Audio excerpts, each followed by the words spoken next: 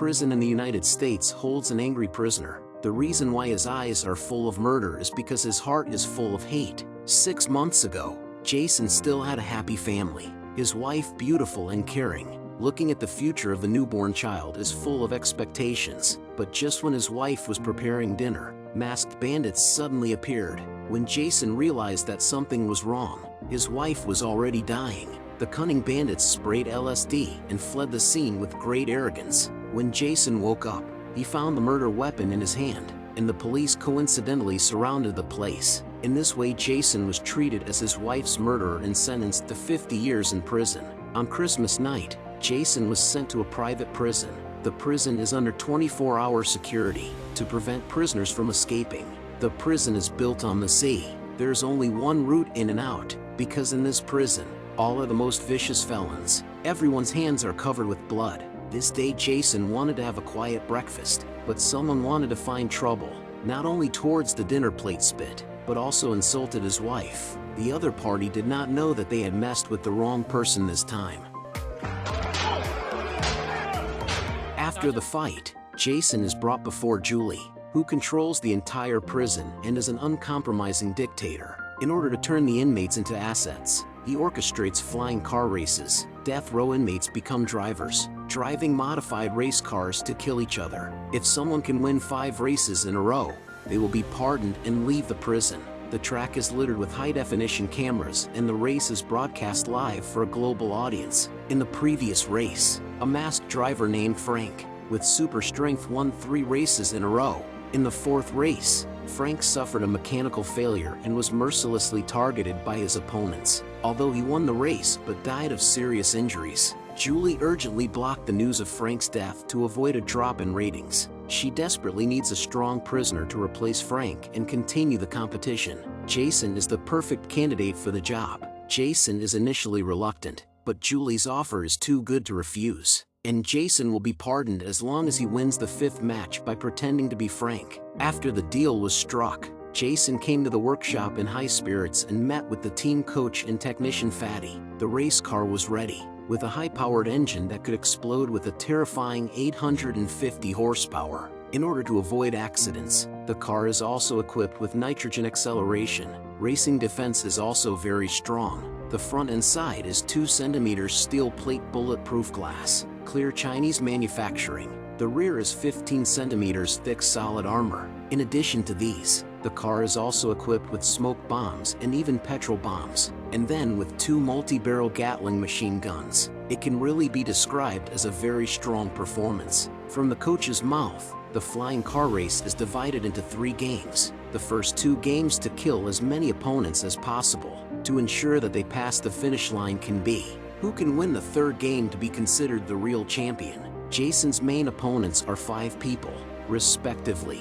Chinese-American Green, Jim, former professional racing driver Colt, and Jake, Julie. In order to live earnings, each race will be from the women's prison, the selection of hot beautiful inmates, to act as a racer's navigator. Jason's navigator, Keith, is even more powerful, and has helped Frank many times to save the day. Facing Keith, Jason didn't want to hide his identity and took the initiative to remove his mask to start the race as the lights began to flash. The participants looked excited. The global live broadcast was also launched, with over 45 million people paying to watch. Jason took the lead with the floor gas, and the rest of the team quickly sprinted off. The pack started to rampage and Jason soon lost his position. Coming in 4th, Keith calmly commanded a shortcut to follow, and Jason hit the gas at the intersection to take the lead once again.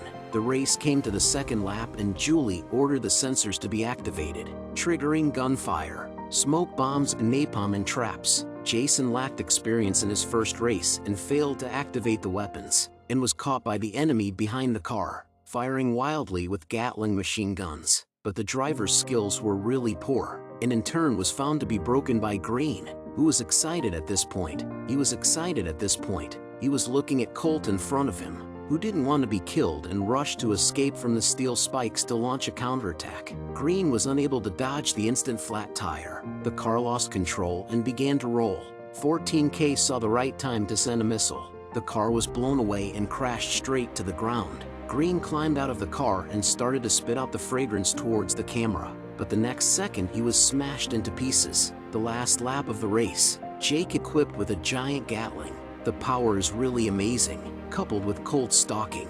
Jason's armor was in tatters. Jason asked Keith to unload the petrol bomb, using the passenger's ejector seat, and popped the petrol bomb high up, and the oil suddenly spurted to cover the whole car. Without waiting for Colt to react, Case had already thrown out the cigarette lighter and the car was instantly engulfed in flames. After a fierce struggle, Jason always occupies the first place, and thought he had won immediately, but inadvertently, he saw that the provocative gesture made by Jim was hit hard by Jake and stopped on the side of the road, eventually finishing 6th. The car also became a lot of holes. See the horror of the race. Jason clearly said not to participate. Julie was prepared for this and pulled out a photo of Jason's child and threatened him. So Jason had to compromise again. That night he came to the workshop in anger. He wanted to ask Jim for clarification, but he was prepared. Jason was caught unawares and tied around the neck, and Jim was unceremonious, swinging a big wrench to kill.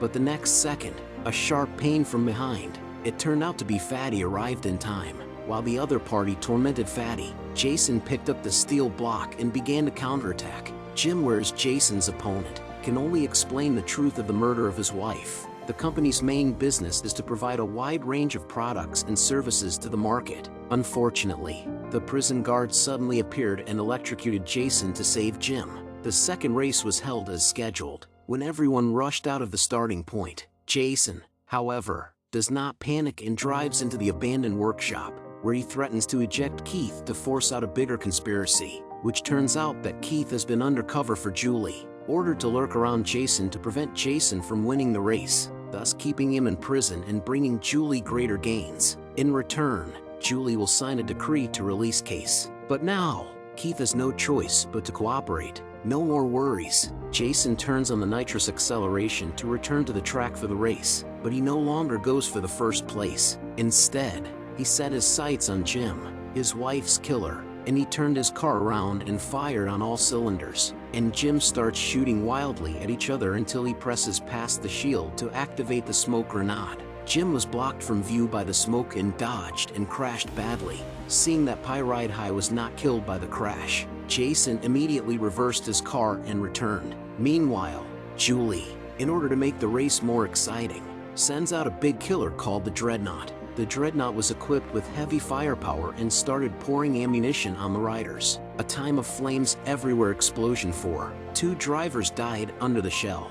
More exaggerated is, the Dreadnought is also equipped with replenishment device. Once the tires were punctured, there was no way to escape, and in the face of the bullfit cannon, the 14K could only die of hatred. The 2 of them are forced to overtake the car and press through the skeleton to activate the trap. In reality, they are ready to kill Jason.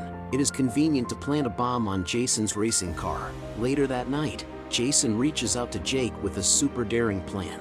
The third race soon arrives and Julie is bottomless, so to speak, to stop Jason from winning. She controls the sensor system and allocates all the resources to Jake. With so much equipment, Jake pours crazy fire on Jason and sees the tail armor to be pierced. Jason took the risk to remove the shield, but Jake's extreme reaction to avoid the impact, followed by Jake fired a series of rockets. The target is not Jason's car, but the prison wall to blow up the gap. The 2 began to break out of prison one after the other. It turns out that Jason and Jake have been acting in order to paralyze Julie. Julie is furious to detonate the explosives, but never thought that the bomb had long been defused by the coach. Jason threw down the spare fuel tank and stopped the large number of pursuing police cars on the bridge. The helicopter in the sky but followed closely. Jason took the initiative to cover Jake, lured the helicopter to the pier, jumped off the car in the night. It turns out that Keith has already got a release order and will be safe and sound even if he is caught.